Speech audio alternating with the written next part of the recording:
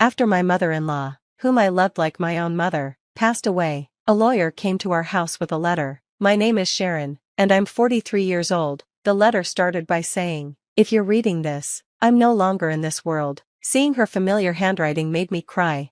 My father-in-law died when my husband and I were still young, and there were no close relatives left in his family. My husband and I didn't have children, but we lived happily and modestly with my mother-in-law. We had a great relationship. My husband often said we were like mother and daughter. Sadly, my husband passed away from cancer last year, leaving just my mother-in-law and me. Then, unexpectedly, she was killed in a car accident. The circumstances of the accident were strange. She was found collapsed on a road in a city she didn't belong to, and her bag was missing. The police are looking into the accident, but I was too shocked to answer their questions. I struggled to deal with the sudden loss of my mother-in-law. My husband's illness lasted a year, and we had time to grieve together, but now, with her gone, I felt incredibly lonely. My own parents had died of cancer, and my brother lived far away with his family. It was hard to reach out to my old friends since they were busy raising their kids. Then, a man claiming to be a lawyer called me. He sounded like he was in his 70s, around my mother-in-law's age. He apologized for not reaching out sooner and said he needed to give me something important. I wondered if it was a letter from my mother-in-law. I had never heard that she was in contact with a lawyer, and I worried it might be a scam, but I decided to meet him just in case. The letter continued, "I know this is a surprise, but please listen. There is danger coming your way. Believe me and run away immediately." As I read the letter, I looked at the lawyer sitting across from me and asked, "Do you know what this letter says? Was my mother-in-law in danger?" The handwriting was definitely hers. I recognized it right away, but the content didn't make sense to me. The situation felt so strange it seemed like a bad joke. My mother-in-law had died in a car accident, but the driver had already been caught. He said he found her lying in the road, which was why it took time to discover what happened. It looked like she had been hit and might have lost consciousness. If this letter was real, then my mother-in-law must have suspected someone was after her. If she knew, why didn't she run away? Tears filled my eyes again. The lawyer, remaining calm, said, "I haven't read the full content, but I can guess what it might be about." I was a bit annoyed at his vague answer, so I pressed him, "What did my mother-in-law tell you?" He replied, "I was the one who represented Oliver back then and was asked to help you." I was confused. Who is Oliver? The lawyer explained that my husband had a brother named Oliver, who was 6 years older than him. I had never heard of this brother from either my husband or my mother-in-law, and I had never seen any pictures of him either. The lawyer started pulling out some documents from a bag on the table. "Sharon, do you know that half of serious crimes in our country happen within families?" he said with a hint of irony in his voice. He explained that the family home, where we should feel safe, is often where tragic things happen, like one family member harming another. Then, he showed me an old photo of 4 people, a young man and woman who looked like parents, a boy, and a baby. The young woman looked familiar. It was my mother-in-law. At first, I didn't recognize the young man, but he looked like my husband. The boy also resembled the young man, almost as if they were father and son. The photo seemed to be taken during a trip to the beach, with everyone smiling in front of a large ship at the port. "That boy with the float is Oliver," the lawyer said. I stared at the picture of the boy, my husband's brother, whom I knew nothing about. The photo showed such a happy moment, and it made my chest hurt to think about what could have happened to him. Did Oliver cause some trouble? Was he the one who hurt my mother-in-law? The lawyer explained that this incident must have happened over 17 or 18 years ago, since my husband and I dated for 15 years before we got married. It seemed strange that I had never heard about any of this. He continued, "Oliver became a recluse starting in his first year of junior high because of bullying. 7 years later, he was involved in a serious incident." The lawyer described how Oliver, feeling hopeless after years of isolation, tried to commit suicide with his family one night. He went into his parents' room with a knife and struggled with his father, who woke up because of the noise. Even though he was badly injured, his father managed to subdue him. During the fight, my husband, who was just 14 at the time, heard his mother scream and called the police. The sound of sirens and ambulances disrupted the normally quiet neighborhood. At that time, issues like social isolation and mental health were often in the news, and the media sensationalized stories about reclusive kids plotting violence. I had heard news like that before, but I didn't realize it could be about my husband's family.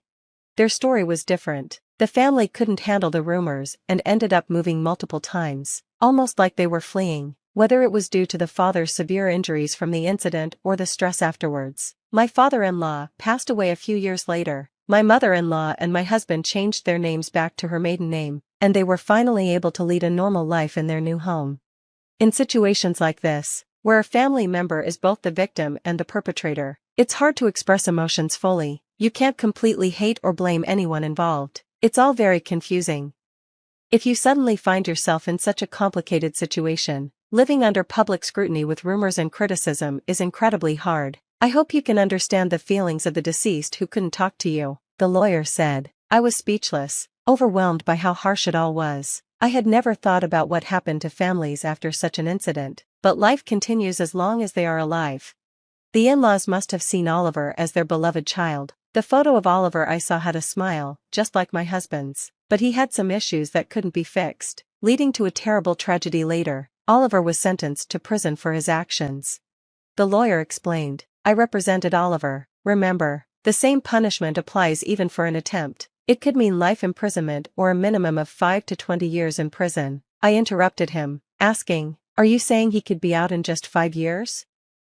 Yes, he was released about 2 years ago, the lawyer replied. He explained that the prosecutor's office has a victim notification system. After a verdict, you can apply to be notified about an offender's release date. Even without that, my mother-in-law, being Oliver's biological mother, was informed of his whereabouts after he got out. At that time, my husband was undergoing cancer treatment, and she didn't want to worry him, so she didn't discuss it with him. The lawyer told me that Oliver committed the crime because he was feeling hopeless about his future. He hesitated but finally said Oliver wanted money to spend. After being a recluse for years, he secretly used my mother-in-law's credit card for online games and shopping, which led to his father scolding him. Apparently, he spent a lot of money buying weapons for a game the evening of the crime, and when his father took away his computer, he acted out. Oliver lied to the lawyer and didn't reveal the truth to his family, who hoped he would genuinely reflect on his actions while serving his sentence. They didn't share the full story about the defamation and slander he faced after being released. Was this silence out of love for him? The truth is, my mother-in-law often visited Oliver while he was in prison. Each time she came back disappointed because Oliver hadn't changed. My mother-in-law was worried about living with Oliver again after he was released. She was scared of the potential for violence, but she also knew that if she or her son were to die, Oliver would come to me asking for money. As his release date got closer, the paperwork became overwhelming, and she had to decide where to let him live. Distressed, she consulted a lawyer who was familiar with Oliver's case to help with the arrangements. I learned that 2 years ago, my mother-in-law had been helping Oliver by renting an apartment for him and doing his shopping. She had been giving him money from her savings and even some of her retirement funds. The inheritance she expected to receive if her son, my husband, died was being used to support Oliver. After his release, Oliver became a recluse again and didn't find a job. Money was tight, and through the lawyer, my mother-in-law conveyed to Oliver that she couldn't support him forever and he needed to find work. However, Oliver outright refused to do so. He would complain, saying, "Doesn't my mother love me? She always favors my brother. She won't give me money because my brother told her not to." The lawyer explained that, although it may have been an accident, my mother-in-law was still worried that Oliver might cause trouble. He kept insisting on getting more money from her. Oliver became aggressive with the lawyer, asking for details about my mother-in-law's income and her life, as well as those of his father and brother. Fortunately, the lawyer believed that Oliver didn't know our address, but I was still worried since his apartment was close to where my mother-in-law had died. Then, suddenly, the doorbell rang. The only visitor I expected was the lawyer. "Excuse me for a moment," I said, stepping away to check the peephole. My heart dropped when I saw a man who looked a lot like my husband, holding my mother-in-law's old bag. I quietly retreated to the living room and called the lawyer. "I think it might be Oliver. What should we do? He has my mother-in-law's bag." My voice shook with tension, and I could see the lawyer's expression turn serious. "Call the police right now," he said. Instead of calling the police, I panicked and ran out the back door toward the nearby police station. Did my mother-in-law and husband foresee this situation? Or had they unknowingly chosen to live close to the police? I didn't know what to think anymore. When Oliver saw the police officers who came with me, he tried to run away, but a police officer caught him. As I suspected, the man who looked like my husband was Oliver, my brother-in-law. The lawyer called him Oliver, which was likely his name. I had been calling him that because I had seen a family photo of him as a small boy, looking innocent, but now, he was an unhealthy-looking middle-aged man, and it strangely angered me that he resembled my husband. This man had caused so much pain to my mother-in-law and husband. I'm just here to collect my share of the inheritance. It exists, right? Even my younger brother died last year. Hand over my inheritance, he shouted, ignoring the police officer's questions. I was furious.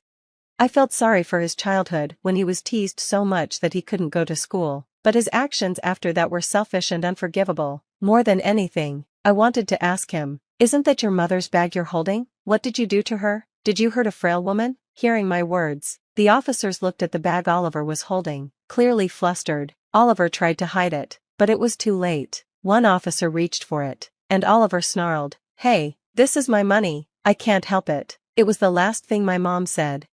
"I only hit her a few times to teach her a lesson for being cheeky," he said, and his words made me shudder. There was no sense in what he said, and he showed no remorse. "Hey, you're my brother's wife, aren't you? Neither my mom nor my brother are here anymore, so you have an obligation to support me." Maybe my mother-in-law and husband hid Oliver's existence from me to protect me. They must have thought that if I didn't know, I could avoid getting involved. "No, Mrs. Sharon, you don't have that obligation," the lawyer interrupted, but I doubted the law would work on Oliver. He seemed invincible, with nothing to lose. He didn't understand common sense, nor did he want to follow the law. Maybe that's why my mother-in-law never wanted me to meet him. I could only imagine how difficult her life had been. I hadn't finished reading my mother-in-law's letter, but it was clear she was worried about me knowing her life was in danger. Her pain and sadness were heartbreaking. "Because of you, my mother-in-law and husband were hurt so much. I will never forgive you. You will face the law," I thought. While it was true that the direct cause of her death was being hit by a car, Oliver left my unconscious mother-in-law on the road. He was not someone who should be allowed to roam free. I promised myself that I would do whatever it took to send him back to prison. The lawyer stood beside me and said, "I'll help you." Oliver was taken to the police station. The blood on my mother-in-law's bag and other evidence pointed to him as the culprit, and he was sent back to prison. I returned home with the lawyer and finally read my mother-in-law's letter to the end. It was filled with apologies and overflowing love for me. At the end, she wrote, "Life is still long. Please live a happier, freer life, Sharon." Seeing that, I couldn't hold back my tears.